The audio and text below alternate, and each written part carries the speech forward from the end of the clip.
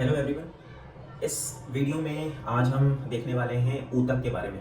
हम ऊतक के बारे में पढ़ेंगे। ऊतक जिसको हम लोग टिश्यू कहते हैं। ऊतक को पढ़ने से पहले आपको कोशिकाओं के बारे में पढ़ना होगा, जो कि हम पूरी सीरीज कर चुके हैं। कोशिका से संबंधित पूरा चैप्टर है, वीडियोस हैं, प्लेलिस्ट बनी हुई है। अगर आपने नहीं देखी है तो सबसे पहले आप उसको देखें, ताकि आप अच्छे से चीज़ों को ग्रैब कर पाएँ, समझ पाएँ इस ऊतक वाले चैप्टर को। तो ऊतक को शुरू करने से पहले थोड़ा सा हम पीछे चलते हैं। कोशिकाओं के बारे में आपको पता है कि जितने भी जीव होते हैं, सजीव होते हैं, वो सारे के सारे या सभी के सभी कोशिकाओं से मिलकर बने होते हैं, है ना। इसीलिए हम कोशिकाओं को क्या कहते हैं? कोशिकाएं जीवन की संरचनात्मक क्रियात्मक इकाई होती हैं, या सबसे छोटी इकाई होती हैं, उसी को कोशिका कहते हैं। ठीक है। अब कोशिका के आधार पर आपने पढ़ा होगा कि कोशिकाओं की संख्या के आधार पर, अगर किसी जीव में कोशिका की संख्या के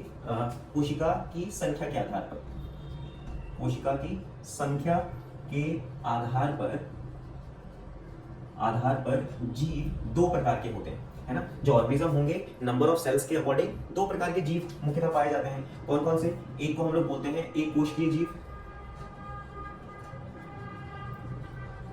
एक कोशिकीय यानी कि यूनिसेलुलर ऑर्गेनिज्म, यूनिसेलुलर बोला जाता है, जिसमें कोशिकाओं की संख्या एक से ज्यादा होती है, बहुत सारी कोशिकाएं पाई जाती हैं। उनको हम लोग क्या बोलते हैं? बहुकोशिकीय जीव, बहुकोशिकीय जीव या मल्टी सेलुलर ऑर्गेनिज्म जिसको बोला जाता है, मल्टी सेलुलर, है ना। तो कोशिकाओं की संख्या के आधार पर हम जीवों को दो भागों में बांट सकते हैं, एक कोशिकीय और बहुकोशिकीय जीव। एक कोशिकीय जीव कौन होंगे? जिसमें सिर्फ और सिर्फ कितनी कोशिकाएं? एक ही कोशिकाएं पाई जाएंगी, जिसमें सिर्फ एक ही कोशिका पाई जाएगी। और इसमें क्या होगा? बहुकोशिकीय में नाम से ही आपको पता चल रहा होगा कि जिसमें कोशिकाओं की संख्या एक से ज्यादा हो, उसको बहुकोशिकीय जीव कहते हैं। जैसे मनुष्य, है ना, या कोई भी जानवर का नाम, आप जंतु का नाम ले लें, जैसे कि मछली हो गया, है ना, या कुत्ता हो गया आदि, है ना। ये सारे के सारे क्या हैं? ये सारे के सारे बहुकोशिकीय जीव हैं, अर्थात इसमें इनके शरीर में बहुत सारी कोशिकाएं पाई जाती हैं। अब चाहे शरीर में एक कोशिका हो या शरीर में बहुत सारी कोशिकाएं हैं, है ना, मल्टी सेल्स, बहुत सारे कोशिकाएं। अगर शरीर में बहुत सारी कोशिकाएं हो, चाहे शरीर में एक कोशिकाएं हो, लेकिन जीव जो है वो अपना जीवन यापन करता है ना। मूलभूत प्रक्रियाएं आपको अगर याद हो तो जीवन के लिए कौन कौन सी प्रक्रियाएं जरूरी हैं? सबसे पहले श्वसन की बात हो जाती है। श्वसन, पोषण, उत्सर्जन, यही तो मुख्य कार्य हैं, है ना। और पदार्थों का एक जगह से दूसरी जगह लेकर जाना, ये भी क्या है? ये मुख्य कार्य हैं जीवों के। और ये सारे कार्य एक कोशिकीय जीव भी करते हैं और बहुकोशिकीय जीव भी करेंगे। एक कोशिकीय जीव का नाम अगर आपको याद हो, क्या? बहुत सारे कोशिकीय जीव होते हैं, जैसे कि अमीबा एक कोशिकीय जीव है। तो जैसे हम लोग भोजन ग्रहण करते हैं, अमीबा भी भोजन ग्रहण करने की प्रक्रिया करता है। ठीक है। जैसे हम बेकार चीजों को, यानी कि जो शरीर को आवश्यकता नहीं है, उन पदार्थों को शरीर से बाहर निकालते हैं, है ना, ये भी शरीर से बाहर निकालता है चीजों को, है ना। जैसे हम श्वसन करते हैं, ये भी श्वसन करने की प्रक्रिया करता है। तो जितनी भी मूलभूत आवश्यक प्रक्रियाएं हैं, वो एक कोशिकीय जीव भी करता है और बहुकोशिकीय जीव भी करता है, अर्थात एक कोशिका कैपेबल है सारे चीजों को करने के लिए। तो अगर शरीर के अंदर बहुत सारी कोशिकाएं हो, मान लो कि एक शरीर है और इस शरीर में बहुत सारी कोशिकाएं हैं, अनगिनत कोशिकाएं हैं, है ना, कितनी सारी कोशिकाएं, तो हर एक कोशिका अपना कार्य संपन्न कर सकती है, कैपेबल है, वो योग्य है कि वो हर एक प्रक्रिया को कर सकता है। अगर इसमें मान लीजिए कि 1000 कोशिकाएं भी होती हैं, अगर किसी जीव में 1000 कोशिकाएं होती हैं, तो हर एक कोशिका अपना कार्य कर सकती है। लेकिन अगर सभी अपना अपना कार्य करने लग जाएंगे तो बहुत सारी ऊर्जा की आवश्यकता होगी और पूरा शरीर काम नहीं कर पाएगा, है ना। जो भी टास्क होगा उस टास्क को परफॉर्म नहीं कर पाएंगे, है ना। तो इस के कारण जहां पे शरीर में बहुत सारी कोशिकाएं होती हैं, तो वहां पे हमको क्या दिखाई देता है? वहां पे हमको दिखाई देता है श्रम विभाजन दिखाई देता है। यानी कि कोशिकाएं एक समूह बनाकर मिल करके कार्य करना प्रारंभ कर देती हैं। उन्हीं को हम लोग क्या बोलते हैं? श्रम विभाजन कहते हैं। अर्थात यहाँ की कुछ पर्टिकुलर कोशिकाएं ये अलग कार्य करना स्टार्ट कर देंगी, है ना, ये एक समूह बना लेंगी। इस तरह की कोशिकाओं का एक समूह बन जाएगा। यहाँ पे जितनी भी कोशिकाएं होंगी, इनका एक समूह बन जाएगा। यहाँ पे जो भी कोशिकाएं होंगी, ये भी क्या बना लेंगी? एक समूह बना लेंगे। समूह बना के एक निश्चित कार्य को करने लग जाएंगे। मान लीजिए कि ये वाला कार्य जो है, इसको क्या करना है? भोजन का संचय करना है ना, संचय करने का काम, है ना, स्टोर करने का काम, फूड को स्टोर करने का काम करेगा। जो भी एक्स्ट्रा फूड होगा उसको स्टोर करने का काम कर देगा। तो ये सारे मिलकर के करेंगे। अगर इनको करना है, मान लीजिए कि इनको भोजन बनाना है, क्या करना होगा? भोजन बनाना होगा। तो ये स्पेशल कार्य ये जो कोशिकाओं का समूह है ये करने लग जाएंगे।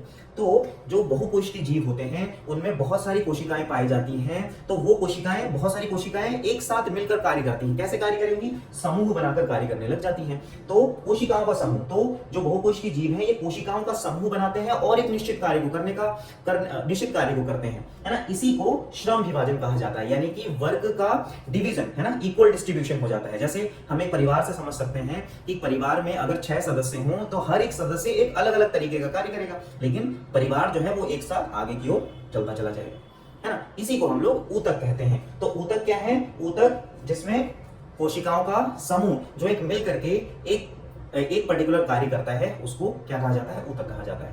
ठीक, तो यहां से आपको चीजें समझ में आ गई होंगी कि कोशिकाओं की संख्या के आधार पर जीव 2 प्रकार के होते हैं, एक कोशिकीय और बहुकोशिकीय। एक कोशिकीय जीव जो कार्य करता है वही बहुकोशिकीय जीव भी वो सारे कार्य कर सकता है। तो एक कोशिका तो अपना सारा कार्य, चाहे वो श्वसन का हो, भोजन पोषण का हो, उत्सर्जन का हो, वो सारे कार्य अपने आप करता है। जबकि बहुकोशिकीय जीवों में कोशिकाओं की संख्या अधिक होने के कारण ये कोशिकाएं समूह बनाना प्रारंभ कर देती हैं और ये समूह मिलकर के किसी एक कार्य को करने लग जाती हैं। इन्हीं कोशिकाओं के समूह को ऊतक कहते हैं। ठीक है, आई होप ये चीजें आपको समझ में आ गई होंगी। तो ऊतक को हम क्या कह सकते हैं कि ऊतक कोशिकाओं का समूह है। ऊतक कोशिकाओं का समूह है जो विशिष्ट कार्य को करता है, जो शरीर में विशिष्ट कार्य को करता है, इसी को हम लोग ऊतक कहते हैं। ठीक है, आई होप आपको चीजें समझ में आ गई होंगी कि बहुकोशिकीय ऊतक अब यहाँ से क्वेश्चन ये पूछा जा सकता है कि एक कोशिकीय जीवों में ऊतक मिलेगा क्या? नहीं मिलेगा। क्यों नहीं मिलेगा? ऊतक कहाँ पे मिलेंगे? जहाँ पे कोशिकाओं की संख्या जीव के अंदर बहुत ज्यादा होंगी, तब वो मिलकर के समूह बनाएंगे और किसी एक पर्टिकुलर कार्य को करेंगे। ठीक है, इसी को हम लोग क्या बोलते हैं? ऊतक कहते हैं। तो अब ऊतकों का अगर हम वर्गीकरण करें तो ऊतक को हम 2 भागों में बांट सकते हैं कि पादपों में पाया जाने वाला ऊतक और जंतुओं में पाए जाने वाला ऊतक। ठीक है, अब तो हम क्या कह सकते हैं कि जो ऊतक हैं वो 2 प्रकार के हो सकते हैं।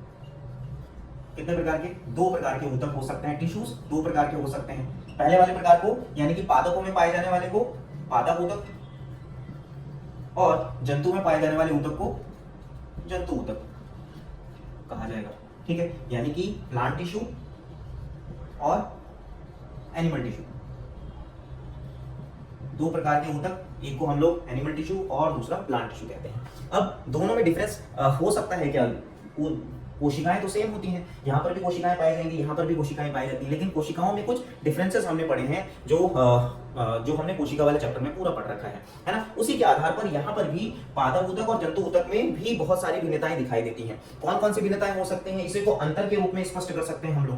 कैसे कि पादप अगर आप देखोगे तो पादप अपना जीवन यापन एक ही पर्टिकुलर जगह पे करता है, जहां पर वो उग जाए वहीं पे अपना पूरा जीवन जो है वो व्यतीत करता है धीरे धीरे, है ना। तो पादप को कहीं भी जाने की आवश्यकता नहीं होती, है ना। पादप ऊतक यानी कि जो पादप हैं वो कहीं जा नहीं सकते, गमन नहीं कर सकते, एक जगह से दूसरी जगह नहीं जा सकते, है ना। अपना जीवन यापन उसी पर्टिकुलर जगह पे करते हैं। लेकिन जंतुओं को अपने भोजन की तलाश में, जनन की प्रक्रिया को करने के लिए, है ना, शेल्टर के लिए, है ना, अपने रख रखाव के लिए, सुरक्षा के लिए एक जगह से दूसरी जगह जाना पड़ता है ना। तो इनकी कोशिकाओं, इनके ऊतक में भी तो डिफरेंस होगा, है ना। तो हम कह सकते हैं कि यहाँ पे इनको सहारा प्रदान करने के लिए, है ना, चूंकि एक पर्टिकुलर जगह पे है तो उनको सुरक्षा, है ना, सुरक्षा प्रदान करना है और साथ साथ में आवरण बनाना है ना, और सहारा प्रदान करना है पौधे को ताकि वो लंबा भी होता चला जाए, है ना, बढ़ता चला जाए आगे के ऊपर, है ना, और स्ट्रांग भी रहे। तो उसके आधार पर हम कह सकते हैं कि पादप ऊतकों में जो कोशिकाएं होती हैं वो अधिकांश मृत होती हैं, अर्थात डेड होती हैं। तो यहाँ पे हम पहला पॉइंट लिख सकते हैं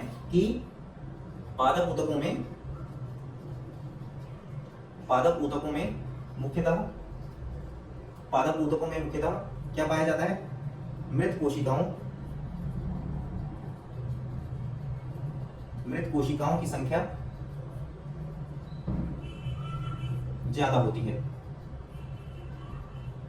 मृत कोशिकाओं की संख्या ज्यादा होती है। जबकि अगर हम जंतु ऊतक की बात करेंगे तो जंतु ऊतक में मृत कोशिकाओं की संख्या ज्यादा होगी क्या? नहीं होगी। क्यों? क्योंकि इसको ज्यादा ऊर्जा की आवश्यकता पड़ेगी, है ना, एक जगह से दूसरी जगह पे जाना है, फ्लेक्सिबल होना चाहिए। इसीलिए यहाँ पे जीवित कोशिकाओं की संख्या ज्यादा होती है, या हम इसी को कह लें कि मृत कोशिकाएं कम होती हैं, मृत कोशिकाएं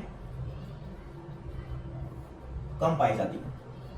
मृत कोशिकाएं कम पाई जाती हैं। पहला मेन डिफरेंस पादप ऊतक और जंतु ऊतक में क्या हो सकता है, उनकी मृत कोशिकाओं के आधार पर, ठीक है, मृत कोशिकाएं ज्यादा मात्रा में पाई जाएंगी। दूसरा, इसके अलावा अगर हम कहें, अगर आपने देखा होगा पादप को, तो पादप में जो वृद्धि है ना, किसी एक विशिष्ट जगह पर होती है ना, जैसे कि शीर्ष वाले जगह की बात करेंगे, यहाँ से पौधा जो है बहुत तेजी के साथ लंबा करता है, लंबा होता चला जाता है, और उसकी जड़ जो होंगी वहां पे, है ना, ये वृद्धि ज्यादा करता है। साथ में यहाँ पे अगर कली होगी जहां से आपको फूल, पत्तियां, है ना, शाखाएं निकलती हुई दिखाई देंगी, तो कुछ विशिष्ट जगहों पे ही ये वृद्धि को दर्शाती हैं। तो हम कह सकते हैं कि पादपों में वृद्धि क्षेत्र पाए जाते हैं, वृद्धि क्षेत्र सीमित होते हैं, सीमित होते हैं, वृद्धि क्षेत्र सीमित होते हैं। इसका मतलब हो गया कि वृद्धि कुछ विशिष्ट जगहों पे ही संभव हो सकती है। जैसे अभी हमने एग्जांपल बताया, जैसे एग्जांपल बताया हमने, यहाँ की अगर हम बात करें तो वृद्धि क्षेत्र समान रूप से वितरित रहते हैं, समान रूप से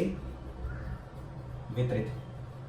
तो ऐसा नहीं है कि हमारे सर की जगह पे ज्यादा वृद्धि होगी, या हाथों की जगह पे जगह ज्यादा वृद्धि होगी, या पैरों के पास ज्यादा वृद्धि होगी, है ना। हर एक जगह पर जो कोशिकाएं हैं वो समान रूप से विभाजित होती रहती हैं। अगला पॉइंट हम विभाजन के आधार पर भी बोल सकते हैं कि पादप कोशिकाओं में जो ऊतक हैं दो प्रकार के हो सकते हैं विभाजन के आधार पर, ठीक है। किसके आधार पर?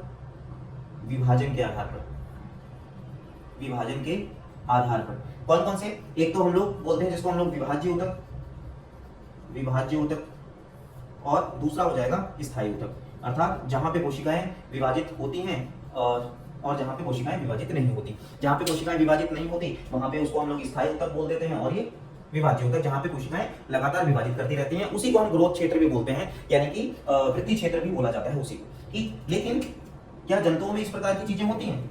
नहीं होंगी। हमने अभी कहा ना कि एक समान रूप से वितरित रहती हैं, तो यहां पर भी समान रूप से वितरित, इसको भी हम लोग इस तरीके से लिख सकते हैं कि समान रूप से ही वितरित रहता है, ठीक। आई होप ये 3 पॉइंट आपको समझ में आ गए होंगे कि पादप ऊतक कहीं जा नहीं सकते, एक जगह पे फिक्स रहते हैं, सुरक्षा के लिए, बाकी चीजों के लिए इनकी कोशिकाएं मुख्य रूप से मृत अवस्था में पाई जाती हैं, मृत हो जाती हैं जैसे वृद्धि करता चला जाएगा।